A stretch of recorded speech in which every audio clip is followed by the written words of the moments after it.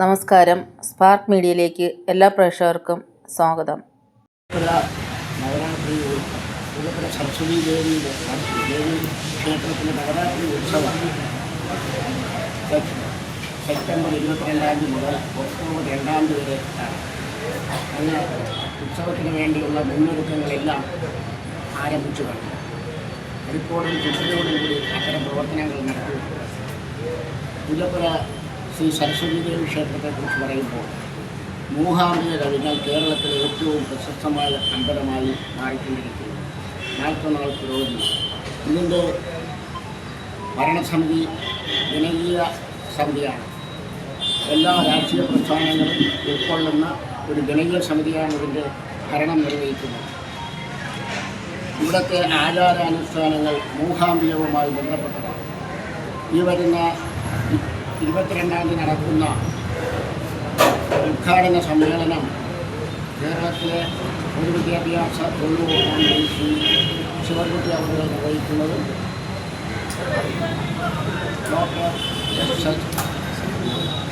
ശശി തരൂരെത്തി മുഖ്യപ്രഭാഷണം നടത്തുകയും മേയർ ശ്രീമതി ആര്യ രാജേന്ദ്രൻ പ്രഭാഷണം നടത്തുന്നതുമാണ്. കൂടാതെ ward councillor Shri BV Rajesh, Karamana Jayan,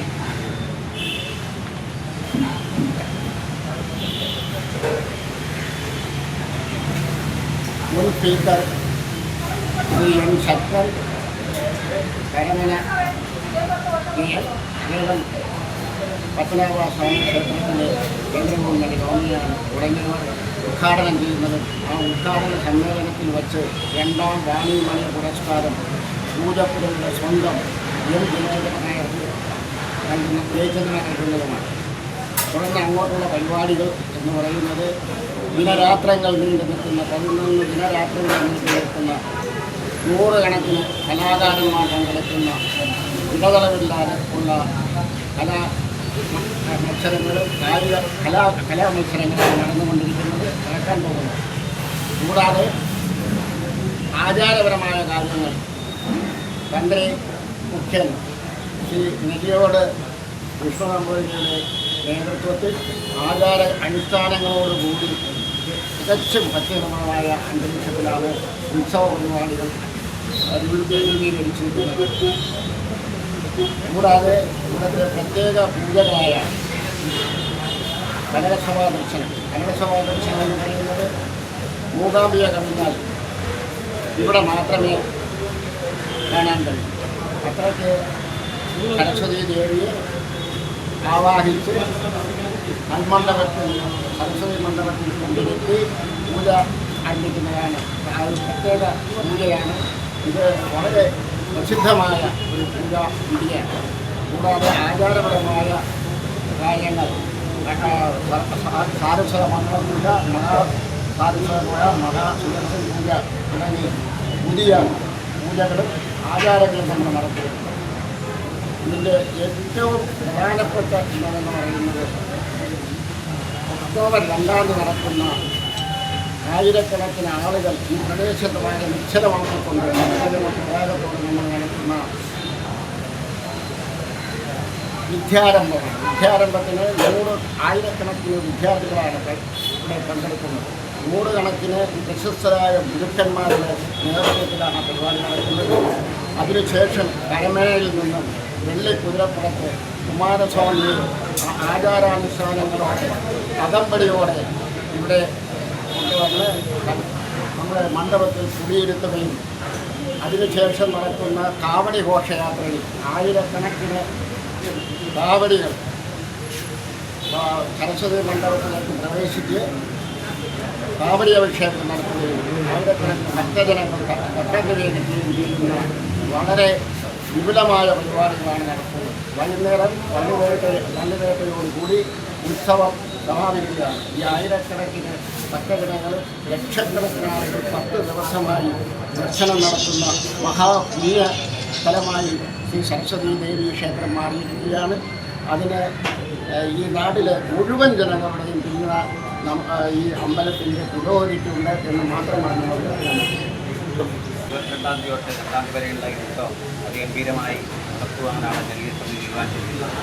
ജനകീയ സമിതിയെക്കുറിച്ച് പറയുകയാണെങ്കിൽ ഇതിനകത്ത് ഒരു മാതൃകാപരമായി ലോകത്തിന് തന്നെ മാതൃകയായിരിക്കുന്നതാണ് കുറ്റിപ്പുറം ജനകീയ സമിതി. വിവിധ രാഷ്ട്രീയ പാർട്ടികളും അതുപോലെ തന്നെ വിവിധ അസോസിയേഷനും വിവിധ ക്ഷേത്രങ്ങളും എല്ലാം ചേർന്നുള്ള ഒരു ബഹുജന കൂട്ടായ്മ, അതിൻ്റെ ഒരു പര്യായമാണ് ജനകീയ സമിതി. ഞങ്ങളെല്ലാം വിവിധ രാഷ്ട്രീയ സംഘടനയുള്ള ആൾക്കാരാണെങ്കിലും ഈ ദേവീ നടയിൽ ഈ ക്ഷേത്ര സഞ്ചരി ഞങ്ങളെല്ലാം ഒരു കുടുംബത്തിലെ ഏളയ മൂത്തമാരെയുള്ള ഞങ്ങളെമാരിയാണ്. അപ്പോൾ അതാണ് ഇതിൻ്റെ ഈ ജനകീയ സമിതിയുടെ വിജയം. പിന്നെ ഈ വരുന്ന 11 ദിവസം ഒരു 11 ദിവസമാണ് നവരാത്രി ഉത്സവം വരുന്നത്. ഒരുപാട് സെക്രട്ടറി പറഞ്ഞാൽ തന്നെ ഒരുപാട് കലാപരിപാടികളുണ്ട്. രാവിലെ 6:30 മണിക്ക് തുടങ്ങിയാൽ വൈകുന്നേരം രാത്രി 12 മണി വരെയും 2 വേദികളിലാണ് കഴിഞ്ഞ വർഷം വരെ പരിപാടികൾ നടത്തുമെങ്കിലും ഇക്കുറി ഒരു വേദി കൂടി നമ്മൾ എടുത്തിട്ടുണ്ട്. കുറ്റിപ്പുറം ജംഗ്ഷനിലുള്ള റൗണ്ട് പാർക്കിനകത്ത് സ്റ്റേറ്റ് ഓഫ് ഇന്ത്യയുടെ അതിരുതയിലുള്ള നഗരസഭയുടെ അതിരുതയിലുള്ള പാർക്കിനകത്ത് ആർക്കും പാടാം എന്നുള്ളൊരു ക്യാപ്ഷനോടുകൂടി 5 വയസ്സ് മുതൽ 18 വയസ്സ് വരെയുള്ള കുട്ടികൾക്ക് അവിടെ വന്ന് സ്പോട്ട് രജിസ്ട്രേഷൻ ചെയ്യാം. അവിടെ വന്നിട്ട് പാട്ട് പാടാം. കരാക്കെയാണ് ഗാനമേള ഉദ്ദേശിക്കുന്നത്. അത് പുതിയൊരു വേദിയാണ്. ഇപ്പോൾ തന്നെ 250-300 കുട്ടികളോളം അതിൻ്റെ രജിസ്ട്രേഷന് വേണ്ടി വിളിച്ചു കഴിഞ്ഞു. അതിനകത്ത് നേരത്തെ ബുക്കിംഗ് ഇല്ല. അവിടെ വരാം, പാടാം. കാരണം അതിനകത്ത് പാടുന്ന സമയത്ത് ഒരു നമ്മൾ ഫിലിം ഷൂട്ടിംഗ് മാതിരി അത് കിട്ടും. കാരണം ആ ഗാർഡനും അതിൻ്റെ വെള്ളച്ചാട്ടങ്ങളും അതേപോലെ തന്നെ ഇലുമിനേഷനും ഇതെല്ലാം വെച്ചൊരു വീഡിയോ എടുക്കുമ്പോൾ പൂജപ്പുരയുടെ ഈ പാർക്ക് ലോകത്ത് തന്നെ ഇത് എവിടെയാണോ, ബാംഗ്ലൂരാണോ, മൈസൂരാണോ, അങ്ങനെയുള്ളൊരു സംഭവത്തിലൂടെ ചർച്ച ചെയ്യപ്പെടും. തീർച്ചയായിട്ടും അതിൻ്റെ പൂർണ്ണ സപ്പോർട്ട് ദൃശ്യമാധ്യമങ്ങൾക്ക് വേണം. അവിടെ 23 വൈകുന്നേരം 6 മണി തൊട്ട് 9 മണി വരെയുള്ള പരിപാടി 23 തൊട്ടാണ് തുടങ്ങുന്നത്. 1-ാം തീയതി വൈകുന്നേരം രാത്രി വരെയുണ്ട്. അത് നിങ്ങളത് ഷൂട്ട് ചെയ്ത് പൊതുജന മധ്യത്ത് ഇത് ദൃശ്യമാധ്യമം കൂടെ കാണണം. നമ്മുടെ കൊച്ചുകുട്ടികൾ ഇത് ഈ ലക്ഷ്മീദേവി ക്ഷേത്രത്തിൽ അറിയുന്ന വലിയൊരു മുഖത്തിലോട്ട് ഒരുപാട് ഗായികമാരും ഈ ക്ഷേത്ര നടയിൽ തന്നെ പോകുന്നതിൻ്റെ ആഗ്രഹം വെച്ചുകൊണ്ട് തന്നെയാണ് ജനകീയ സമിതി ഇങ്ങനെ ഒരു വരും തലമുറയ്ക്ക് പ്രചോദനം കൊടുത്തിരിക്കുന്നത്. തീർച്ചയായിട്ടും ഈ വരുന്ന ഉത്സവം ലക്ഷക്കണക്കിന് വരുന്ന ആൾക്കാരുടെ ഉത്സവം അതിഗംഭീരമായി തന്നെ ഇക്കുറി നടത്താൻ തീരുമാനിച്ചവരും സന്തോഷം അറിയിക്കുന്നു. അതിന് ഏറ്റവും കൂടുതൽ സപ്പോർട്ട് വേണ്ടത് നിങ്ങളാണ്. നമ്മളുടെ ഒരു എന്താ പറയുക, നമ്മുടെ ഒരു സപ്പോർട്ട് ബാക്ക് ബോൺ ദൃശ്യമാധ്യമങ്ങളാണ്. അപ്പോൾ നിങ്ങൾ എങ്ങനെയാണോ അത് മാധ്യമങ്ങൾ കൊടുക്കുന്നത് അതുപോലെ ഇരിക്കും. അതുകൊണ്ട് എല്ലാ ദിവസവും നാളെ തൊട്ടുള്ള എല്ലാ ദിവസവും നിങ്ങളുടെ ഒരു ചുവടുവയ്പ് ഇവിടെ വേണം, വേണം. തീർച്ചയായിട്ടും നിങ്ങളുടെ അകമഴിഞ്ഞ ഇതുവരെ കിട്ടിയ എല്ലാ സപ്പോർട്ടിനും 1000 നന്ദി പറയുന്നു. കൂടുതൽ ഉത്സവത്തെ സംബന്ധിച്ച് വളരെ വിശദമായി തന്നെ സംസാരിച്ചു. ഇവിടെ ഇതിൻ്റെ സംഘാടനമെന്ന് പറയുന്നത് ഈ ലോകത്ത് ഇതുപോലൊരു സംഘാടന കാണുകയില്ല. കാരണം അത്രയ്ക്ക് ഐക്യത്തോടെ 3 വ്യത്യസ്ത രാഷ്ട്രീയ പ്രസ്ഥാനങ്ങൾ ഐക്യത്തോടെ തങ്ങളുടെ മക്കളെ പോലെ നിന്നുകൊണ്ടാണ് ഇതിനെ നയിക്കുന്നത്. അതിന് പൂർണ്ണ പിന്തുണ നൽകിക്കൊണ്ട് നമ്മുടെ ഈ ഭാഗത്തു നിന്നുള്ള ബഹുമാനപ്പെട്ട മന്ത്രിയുടെ പിന്തുണ,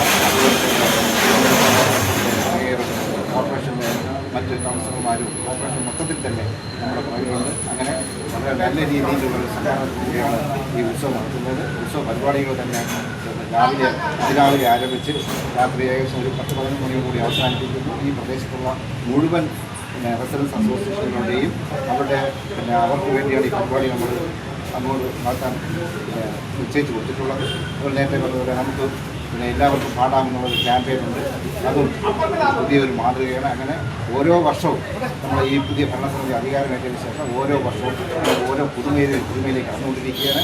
അതുപോലെ തന്നെയാണ് ചാരിറ്റബിൾ പ്രവർത്തനങ്ങൾക്ക് വളരെ നല്ല രീതിയിൽ നമ്മൾ നടത്തുന്നുണ്ട്. അതിന് ഏറ്റവും വലിയ ഉദാഹരണമാണ് ഞങ്ങൾ ഒരു ഒരു വ്യക്തിക്ക് കാല് നഷ്ടപ്പെട്ടു.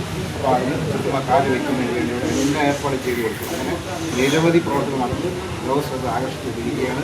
അപ്പം കൂടുതൽ ഉയരങ്ങളിലേക്കും മറ്റ് സംഘങ്ങളിലേക്കും എത്തുന്നതിന് വേണ്ടി ദേശീയ മാധ്യമങ്ങളുടെ മുഴുവൻ സഹകരണവും ഉണ്ടാവണമെന്ന് മാത്രമാണ് ഈ അവസരത്തിൽ അഭ്യർത്ഥിക്കാനുള്ളത്.